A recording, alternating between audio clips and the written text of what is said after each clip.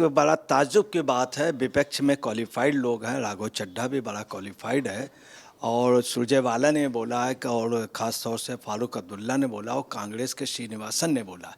ये सब लोग क्वालिफाइड होकर के भी मेन बात नहीं बोल रहे हैं। सुप्रीम कोर्ट ने खुद कहा था कि आप अपना कानून बना लें।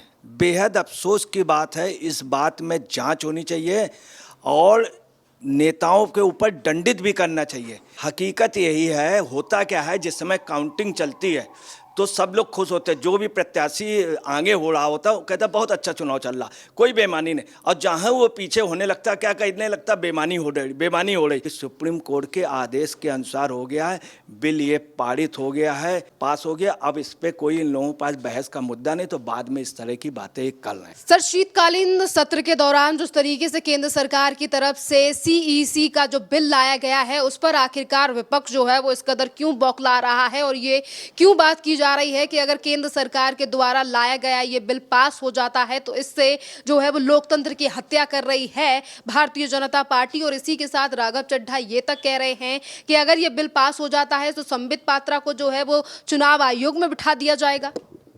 देखिए, ऐसा है कि बड़ा ताज्जुब की बात है, विपक्ष में क्वालिफाइड लोग हैं, राघव चड्ढा भी बड़ा क्वालिफाइड है और सुरजेवाला ने बोला है और ख़ास तौर से फारूक अब्दुल्ला ने बोला और कांग्रेस के श्रीनिवासन ने बोला। ये सब लोग क्वालिफाइड होकर के भी मेन बात नहीं बोल रहे हैं। सुप्रीम कोर्ट ने खुद कहा था कि आप अपना कानून बना लें। बेहद अफसोस की बात है, इस बात में जांच होनी चाहिए और नेताओं के ऊपर दंडित भी करना चाहिए। यही इन लोगों ने दिल्ली विधेयक में कहा था। दिल्ली विधेयक में सुप्रीम कोर्ट ने खुद कहा था कि आप अपना कानून बना लीजिए, उस हिसाब से कीजिए। मैं केजरीवाल कभी इस पे नहीं बोला, राघव चड्ढा कभी नहीं बोला, कभी भी भारद्वाज नहीं बोला, मार्लेना जी कभी नहीं बोली, अब इस पे बोल रही हैं। और यही पोजीशन श्रीनिवासन की है। सबसे ज़्यादा बयान श्रीनिवासन और फारूक अब्दुल्ला ने दिया। फारूक अब्दुल्ला इतने बार मंत्री रहे, मुख्यमंत्री रहे, उनका लड़का मंत्री रहा, केंद्र से हमेशा अच्छे रिलेशन हैं, मगर कभी इन्होंने नहीं कहा। अफसोस की बात है, श्रीनिवासन जो कांग्रेस का यूथ मंत्री है, सबसे ज़्यादा वो बयान दे रहा। उसको ये नहीं मालूम है, चावला नाम का एक भ्रष्ट चुनाव आयुक्त, जिसको मैं नहीं कह रहा हूँ, बाकायदे मुख्य चुनाव आयुक्त ने उसको टर्मिनेट करने के लिए पार्लियामेंट में, सुप्रीम कोर्ट में और बाकायदे सब, और विपक्ष भी गया। 208 सांसदों ने साइन करके दिया था चावला को, नवीन चावला के लिए। वो कांग्रेस का खुलेआम कांग्रेस उसका समर्थन कर रही थी। मनमोहन सिंह ने कह दिया था किसी भी सूरत में मैं चावला को नहीं हटाऊं, नवीन चावला, और उनको मुख्य चुनाव आयुक्त बनाया। जबकि मुख्य चुनाव आयुक्त ने उनके टर्मिनेशन के लिए कहा था, मुख्य चुनाव आयुक्त के पास अधिकार था। कांग्रेस ने कई बार इस चीज़ को प्रभावित करने की है। चावला के खिलाफ इलेक्शन कमीशन के तमाम अधिकारियों ने शिकायत की थी कि यूपी में और कर्नाटक में इन्होंने खुल के बेईमानी की, रुपए लेने का इसके बाकायदे प्रूफ मिले थे नवीन चावला के लिए। मगर प्रियंका गांधी, सोनिया गांधी और राहुल गांधी ने क्लियर कट उनका सपोर्ट किया था सबसे ज़्यादा। दूसरी 1975 में चुनाव आयुक्त के लिए इंदिरा जी ने बुरी तरीके से डांट दिया था और चुनाव नहीं होने दिए थे। जब तब चुनाव आयुक्त ने कहा था ये अनिवार्यता है और मैं इसीलिए अपॉइंट हुआ हूँ, तो इंदिरा जी ने कहा था अब चुप रहिए, आपको काम करना हो तो बताइए वरना बाहर निकाल दूँ। ये इंदिरा जी के शब्द थे उस ज़माने में चुनाव आयुक्त के लिए। सबसे ज़्यादा भ्रष्ट इन्होंने किया। दूसरी आपको बताना, बेनज़ीर भुट्टो हमेशा कहती थी कि भारत की दो चीज़ें बहुत अच्छी हैं, हमेशा पाकिस्तान में रह के कहती थी और उन्होंने भारत में भी आके कहा था, भारत की सेना जो गैर राजनीतिक है, दूसरा ने यहाँ का चुनाव आयोग बढ़िया।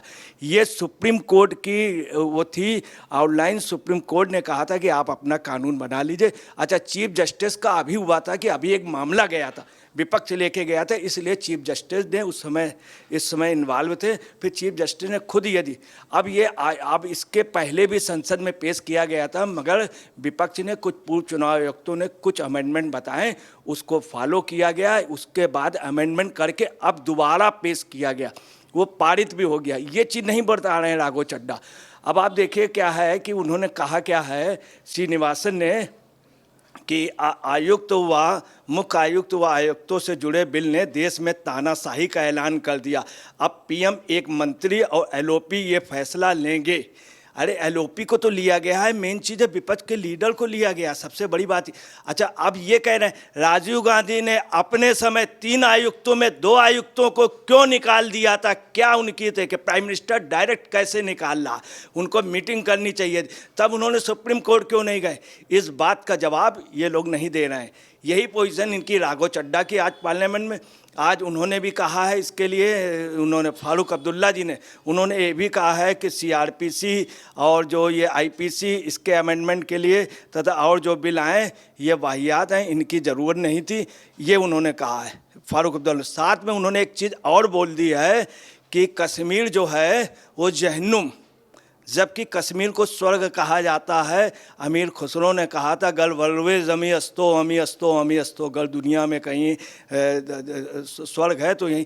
और इस तरह की बात फारूक अब्दुल्ला कह रहे हैं। इतने के साथ अगर सीईसी बिल पर रहे और इसी पर बात करें तो जिस तरीके से विपक्ष जो है वो लगातार सवाल उठा रहा है, जैसा कि अभी आपने जिक्र किया कि सुप्रीम कोर्ट के ऑर्डर के बाद ही जो है वो केंद्र सरकार की तरफ से इस बिल को पेश किया गया, तो फिर इस तरीके की बात क्यों कही जा रही है कि लोकतंत्र की हत्या की जा रही है, संविधान के अनुसार काम नहीं किया जा रहा, तानाशाही हो जाएगी, निष्पक्ष तरीके से जो है वो चुनाव आयोग जो है वो काम नहीं करेगा?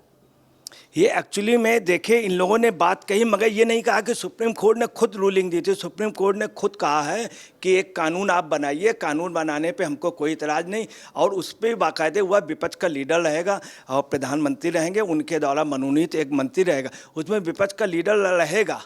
उसके बावजूद भी ये, और आप समझ लीजिए ये जितनी भी बात कर रहे हैं सब पिटी पिटाई। ऐसे राघव चड्ढा ने क्या किया, बिल डीजर है, बिल डीजर।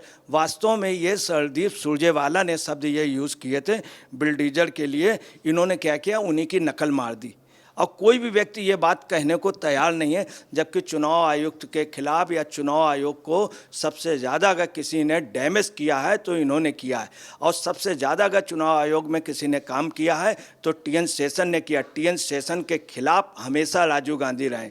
दूसरी आपको बता दें, एक सफदर थे 1977 में, जिस समय जनता पार्टी आई थी, वो चुनाव आयुक्त थे। उसके बाद उनके साथ इतना गंदा बिहेव 1980 में कांग्रेस ने आके किया था कि पूछे नहीं।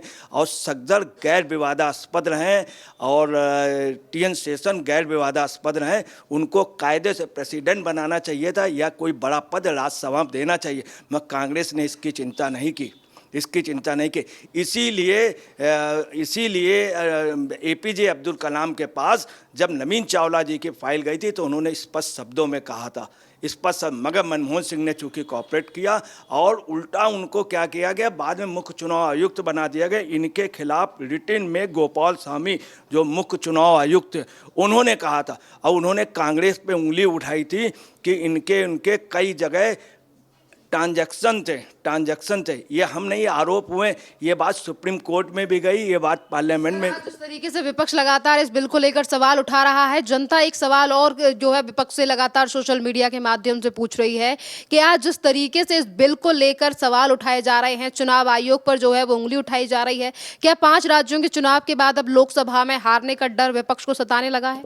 बस हकीकत यही है। होता क्या है, जिस समय काउंटिंग चलती है तो सब लोग खुश होते हैं, जो भी प्रत्याशी आगे हो रहा होता है वो कहता है बहुत अच्छा चुनाव चल रहा, कोई बेईमानी नहीं। और जहाँ वो पीछे होने लगता है, क्या कहने लगता है, बेईमानी हो रही। जब वो आगे हो जाता है कहता नहीं नहीं चुनाव निष्पक्ष चलना है, फिर वो कहने लगता है बेईमानी। अब ये जान गए इनका भविष्य, अभी इनका जो पोजीशन हुई है बड़ी बुरी तरीके, इन्हीं के तीनों राज्यों में बुरी तरह से हार गए हैं, और ये देख रहे हैं कि पूरे देश में इनकी स्थिति सही नहीं।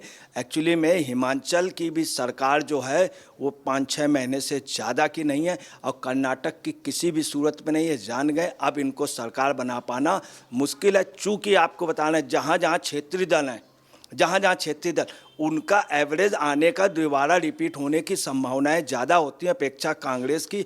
अभी तक का जो 15 साल का ट्रेंड है, कांग्रेस पीछे होती जा रही और जो क्षेत्रीय दल वो आगे होते जा रहे हैं, और बीजेपी आगे होती जा रही। बीजेपी बहुत तेज़ी से आगे होती है, ये अपना भविष्य देख रहे हैं। तो कहीं चुनाव आचार, आज इन्होंने उस पर भी कह दिया ईवीएम में, तो इनसे पूछना चाहिए क्या तेलंगाना में ईवीएम क्या दूसरी थी या कर्नाटक में दूसरी थी? हकीकत ये, आज इन्होंने एक चीज़ और बोली है श्रीनिवासन जी ने कि सुप्रीम कोर्ट के आदेश को अपॉइंटमेंट पैनल से हटा दिया है।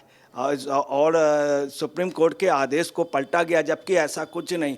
राघव ने भी यही कहा, सुप्रीम कोर्ट के आदेश का अनुपालन हुआ, यही दिल्ली विधेयक में हुआ था। परंतु ये देश के दुर्भाग्य है, ये लोग प्रोपोगंडा करना, इनको कुछ बोलना है। राघव चड्ढा की भी सदस्यता चली गई थी, परंतु वो फिर बोलना शुरू हो गए। मगर सच बोलें तो ज़्यादा अच्छा है कि बस उतनी ही बात, अपनी बात कह देना, मेन उस पर नहीं आए कि सुप्रीम कोर्ट के आदेश के अनुसार हो गया है, बिल ये पारित हो गया है और अमेंडमेंट स्वीकार कर लिए गए। जो विपक्ष ने कहे थे उसमें आप वाले भी थे, कांग्रेस वाले। उसके बाद गवर्नमेंट ने पहले ये वहाँ प्रपोज हुआ था, उसके बाद दोबारा किया, पास हो गया। अब इस पर कोई इन लोगों के पास बहस का मुद्दा नहीं, तो बाद में इस तरह की बातें कर रहे हैं। सर, राज्यसभा से बिल जो है वो पास हो चुका, क्या कहेंगे?